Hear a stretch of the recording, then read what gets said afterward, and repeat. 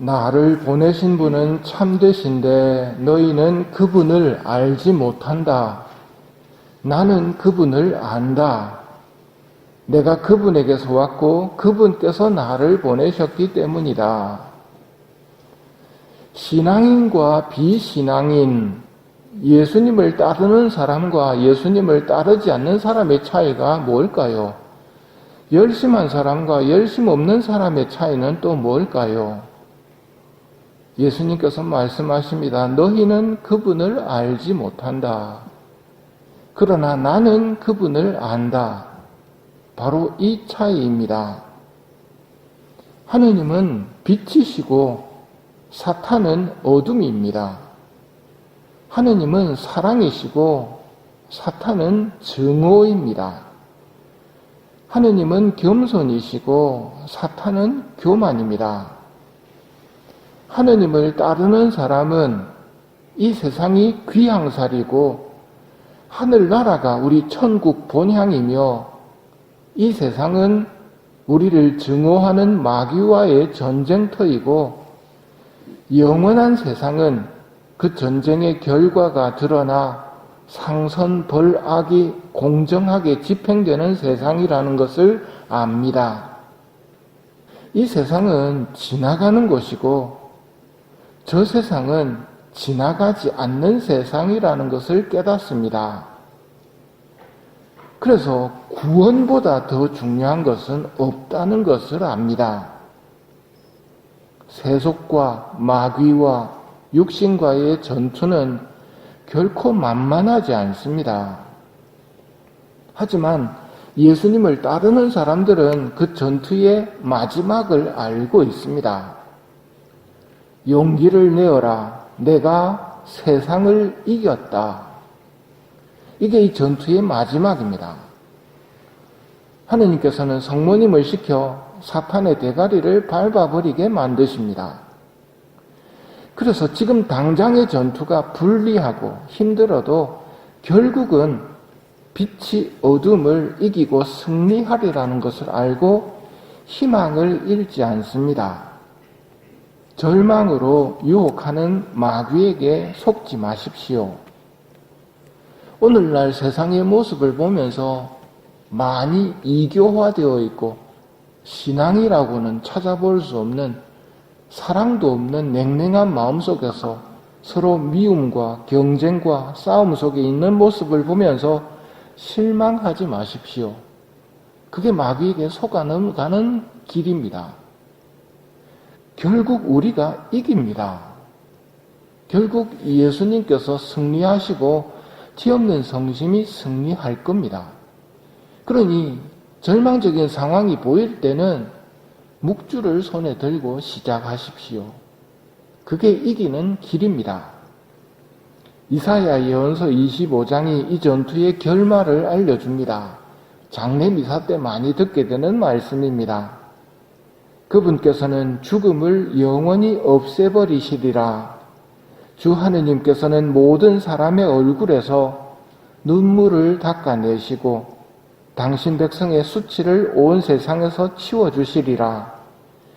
그날에 이렇게들 말하리라. 보라, 이분은 우리의 하느님이시다. 우리는 이분께 희망을 걸었고 이분께서는 우리를 구원해 주셨다. 이분이야말로 우리가 희망을 걸었던 주님이시다. 이분의 구원으로 우리 기뻐하고 즐거워하자. 이것이 이 세상 전투를 마치고 개선한 사람들이 영원한 세상에서 부를 노래입니다. 다시는 죽음이 없고 슬픔도 울부짖음도 고통도 없으리라. 고통도 없으리라. 승리하기 위해서는 죄를 피해야 됩니다. 죄는 어둠입니다. 마귀에게 속아 죄를 지으면 이 세상 헛된 것만 보이기에 영원한 세상을 소홀히 합니다. 어둠이 짙어질수록 죄를 못 느낍니다. 거룩할수록 죄에 민감해서 자주 씻습니다.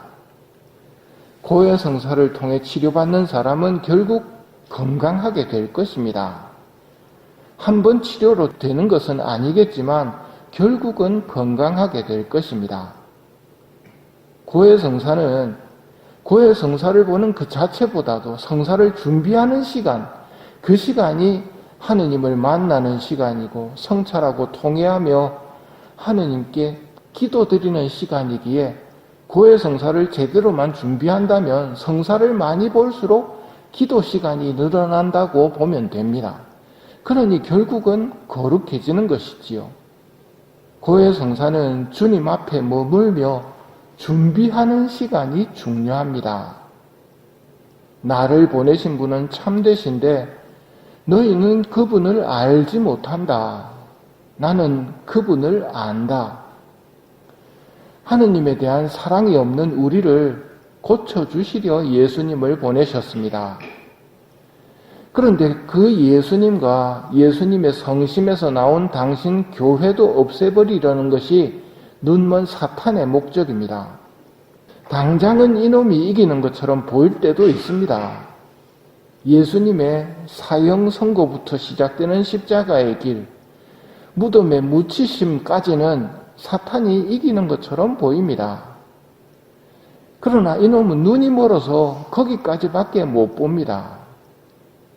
하느님의 지혜는 죽음이 마지막 말이 아니었습니다. 찬란한 부활이 있다는 것을 사탄은 꿈에도 생각하지 못했습니다. 그놈은 어둠이 있기 때문이고 사탄에게 물린 사람들도 다 어둠 속에 있기 때문입니다. 살아있을 때 죄를 깨닫는 것은 큰 은총입니다. 살아서 죄를 해결하는 사람이 지혜로운 사람입니다.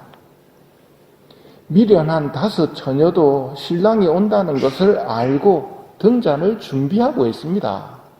하지만 제대로 준비하지 못해 혼인잔치에 참석하지 못하고 닫힌 문은 열리지 않습니다.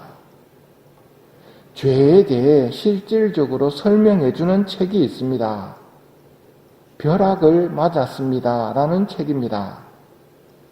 영원한 세상이 시작되면 우리는 하느님 앞에서 이 세상에서 살았던 삶에 대해 설명해야 합니다. 그 두려운 시간을 갖기를 원치 않는다면 이 세상에서 고해성사를 통해 풀어놓는 것이 지혜로운 사람입니다. 그런데 성사를 통해서 죄를 푸는 법을 모른다면 배워야 합니다.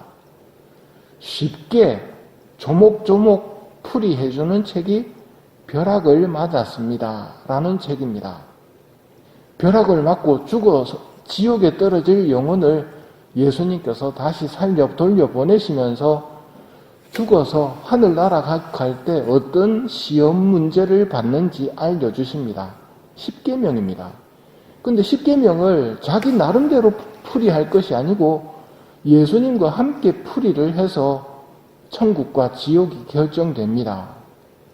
어떤 식으로 하느님께서 당신의 계명을 풀이하시고 집행하시는지 알아야 합니다. 성찰하는 데 도움이 될 것이기에 벼락을 맞았습니다. 라는 책을 추천합니다. 나를 보내신 분은 참되신데 너희는 그분을 알지 못한다. 나는 그분을 안다. 내가 그분에게서 왔고 그분께서 나를 보내셨기 때문이다. 십자가의 길을 걸으며 이 세상과 저 세상의 상관관계를 깨달을 수 있는 은총을 청하도록 합시다.